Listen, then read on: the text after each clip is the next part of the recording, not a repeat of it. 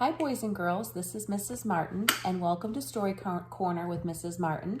Today we have a special guest. This is my daughter, Maggie. Can you say hi? Hello. And who do you have with you? Teddy, because I decided to bring Elmo. Oh, right, because Mommy said you had to pick one or the other. So she decided to bring her Teddy with her for story time, and she's going to be listening right along with us, boys and girls. Today's story is called How Full Is Your Bucket? And it's one of Maggie and it's one of our favorite stories right now, and right? Can I tell him that I can do her thing? No, we'll save that for a different time. We'll say that she was just saying you have another story. What's your other favorite story right now called? I can do hard things and I don't want to feel confident. And I was talking about confidence. That's right. There's a story called I Can Do Hard Things. Maybe we'll share it a different time with the boys and girls. And in I Can Do Hard Things, it teaches us about how we can be confident, right? But that's a different day. Today, we are going to be sharing the story called How Full Is Your Bucket for kids. It's written by Tom Rath and Mary Reichmeyer, and it's illustrated by Maury Manning. This is How Full Is Your Bucket?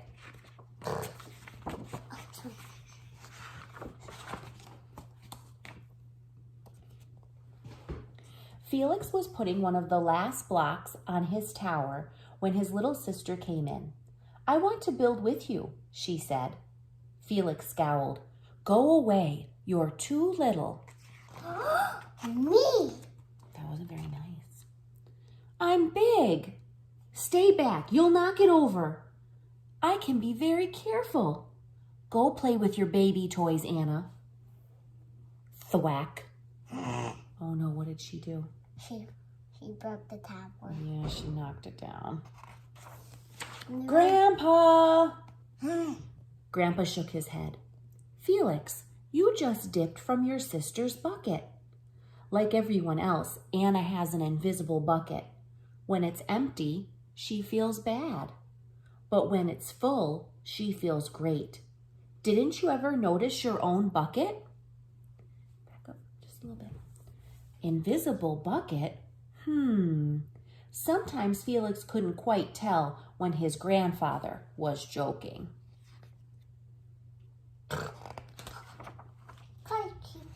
But the next morning, when Felix woke up, there it was, a small gray bucket floating over his head.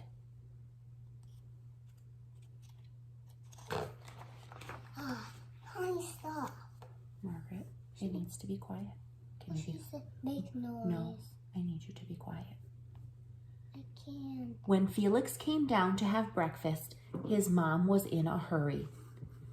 "I've got to get to a meeting this morning and it's almost time to go." "Anna, sit still." Felix slipped and choco wheats scattered across the floor. "Felix," yelled his mom, "you should have used the stool to reach that." Felix could feel his bucket tip and big invisible drops spill out. Drip, drip. "Ha ha ha!" Anna laughed as she crunched the cereal with her shoe. Drip. "Get the broom and clean that up before you miss the bus," scolded Mom. With the school bus honking, Felix quickly swept up the choco wheats and grabbed the last blueberry muffin. But before he could even take one bite, Buster jumped up and grabbed the muffin from his hand. Drip. "Hey, look at Felix's new backpack. My baby brother has one just like it." Drip. Psst. Felix. Psst, psst, psst, psst, psst. Drip. "Watch out, Shrimp." Drip. Uh-oh. Were they being very nice to him? No. No. It was still morning, and Felix's bucket felt almost empty. Boy. As he watched his classmates walk into the room, he secretly hoped they would trip and fall. That's what it feels like when you have an empty bucket. Felix slumped into his seat and waited for something else bad to happen. Mrs. Bumblenickel walked slowly up to his desk and handed him a paper. He could hardly bear to look. "Felix, you wrote a wonderful story. Would you please share it with the class?"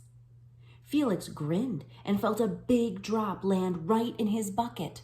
Drop, drop, plop, plink, drop. The Gigantosaurus Who Wanted a Pet by me, Felix. The class grew quiet. They laughed at all the right places and oohed at the scary parts.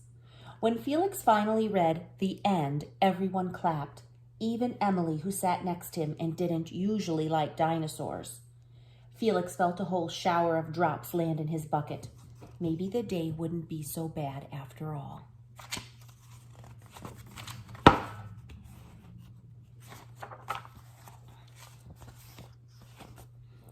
Drop. Team captains today are Veronica and Felix. Drop. Nice cow. It's a dog. Well, nice colors there, Felix. Cool laser ant backpack, Felix. By afternoon, Felix's bucket was nearly full. At recess, when he looked around, Felix suddenly realized that his grandpa was right.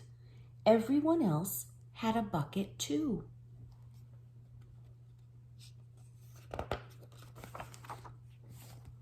Drop, drop. Let me help you. Here's your baseball, catch. Thanks, dude. Drop, drop. Hi, I'm Felix. First day? Yes, I'm Amir. Drop, drop.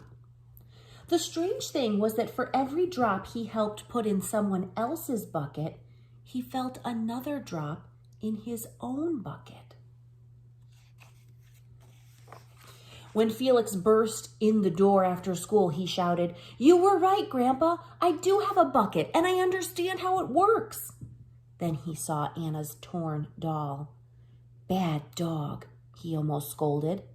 But then he thought, dogs might have invisible buckets too.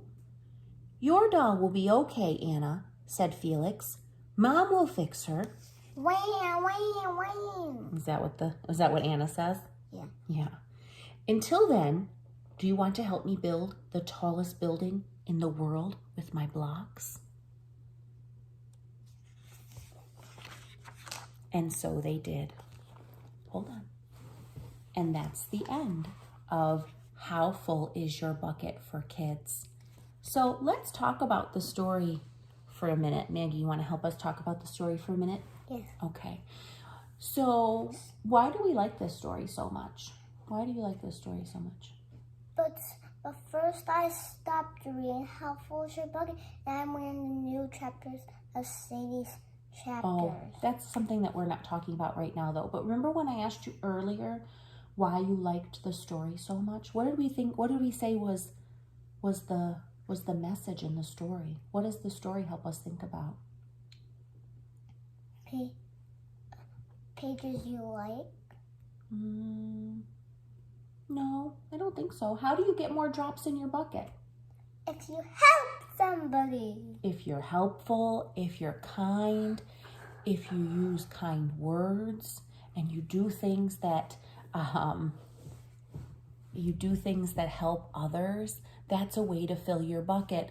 I really liked the page where Felix realizes in the story that drops go in his bucket not just when people are doing nice things for him, but when he's doing nice things for others too.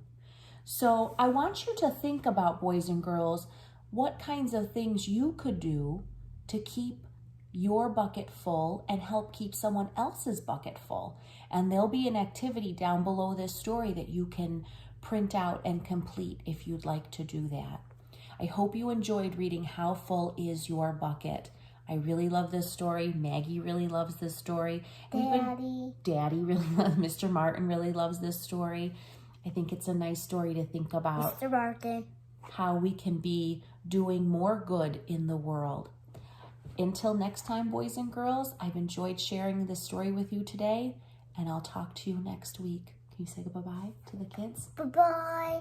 Bye, guys. Bye, kids. Be well, be safe. Be well, be safe. That's a nice message. I think I just saw a drop go in your bucket. Bye, friends.